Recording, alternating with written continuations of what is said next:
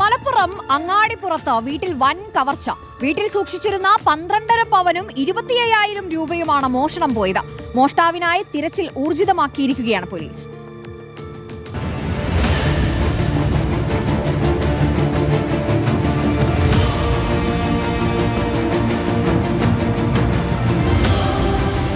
ഞായറാഴ്ച വൈകിട്ട് 6 മണിയോടെ വീട്ടിലെ 2 മുറികളിലായി സൂക്ഷിച്ചിരുന്ന സ്വർണ്ണാഭരണങ്ങളും പണവുമാണ് മോഷണം പോയത്. പുത്തനങ്ങാടി സ്വദേശി സിറാജുദ്ദീന്റെ വീട്ടിലാണ് മോഷണം നടന്നത്.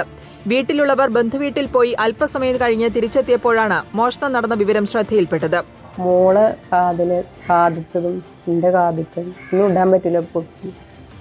കുട്ടിന്റെ കാതിത്തും കുട്ടിന്റെ അരിയത്തവും കൗത്തവും കജ്ജുമത്തവും കാലുമത്തവും എന്റെ കൈമൊരു മൂതരൊരു വള്ളി കാതിലും ഉണ്ട്. അതും മരുമോളെ കൗത്തവും കാതിത്തവും കൈമത്തൊരു കഴിച്ചതിനൊരു വള്ളി 4 മോതിരം.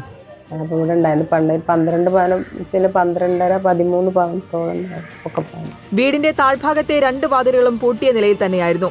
വീടിന്റെ മുകൾ നിലയിൽ വാർക്കപ്പണികൾ അടക്കം നടക്കുന്നുണ്ട്. ഈ വഴിയാണോ വീടിനുള്ളിലേക്ക് മോഷ്ടാവ് കയറിയതെന്ന സംശയവും നിലനിൽക്കുന്നു. റൂമിലുള്ള വസ്ത്രങ്ങളാകെ വാരി വിതറിയ നിലയിലാണ്. അടുക്കളയിൽ സൂക്ഷിച്ച അരിപ്പാത്രത്തിലും മോഷ്ടാവ് തിരച്ചിൽ നടത്തിയതിന്റെ അടയാളമുണ്ട്. സംഭവം അറിഞ്ഞ ഉടനെ വീട്ടുകാർ പെരിന്തൽമണ്ണ പോലീസിൽ പരാതി നൽകിയതിനെ തുടർന്ന് ഉടൻ പോലീസ് എത്തി അന്വേഷണം ആരംഭിച്ചു.